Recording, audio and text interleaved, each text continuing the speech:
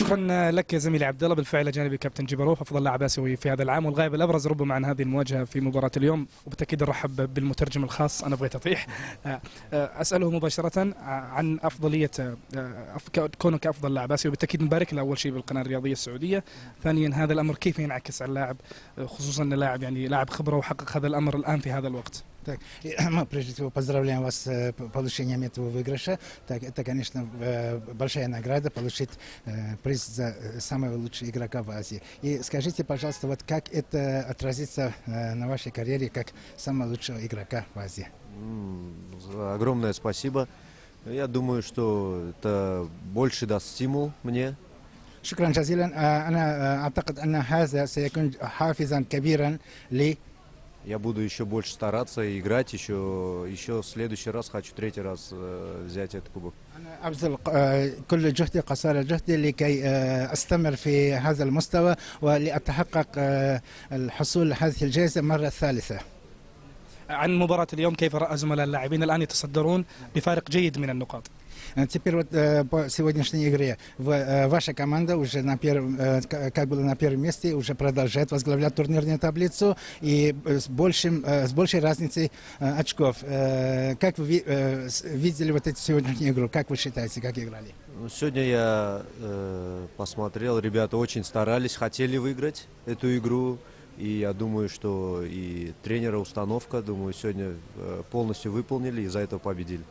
أنا تابعت وشاهدت المباراة. زملائي في الفريق بذلوا كل جهدهم وسعوا للفوز، وأهم شيء هنا طبقوا كل ما رتب لهم المدرب، كل تعليمات المدرب هم نفذوا بشكل جيد، وبهذا السبب يعني ممكن نقول فزنا على الفريق. طيب الآن كم يحتاج من الوقت حتى يعود من الإصابة؟ هل سيعود في المباراة القادمة؟ Так, и сколько вам нужно еще времени, чтобы восстановиться, и когда вы будете играть в команде? Дай бог на следующую игру буду уже играть. إن شاء الله في المباراة القادمة سألعب. شكرا.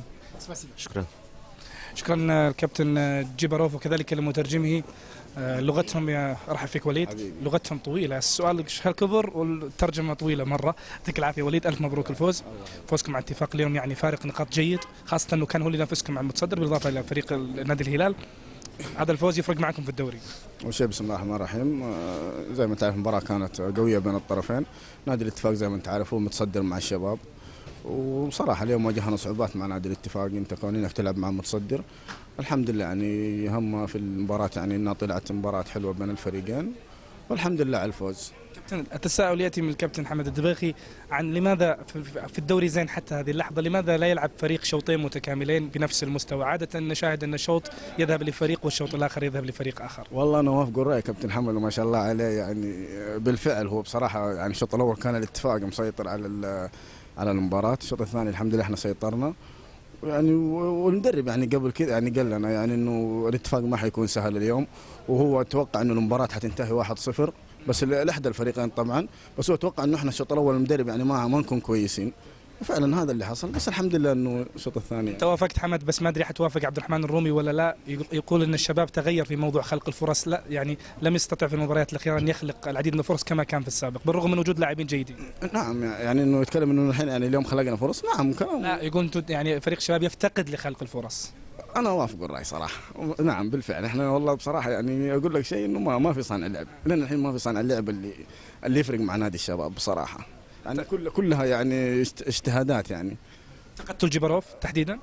والله ان شاء الله احنا نتامل من جبروف اكثر من اللي قدموه، ان شاء الله انه تعرف جبروف جاي انه ماخذ افضل لاعب اسيوي، ان شاء الله ان هذه تاثر عليه ان شاء الله ويقدم لنا مستوى طيب. سؤال شاطح، توقعك بكره ديربي جده؟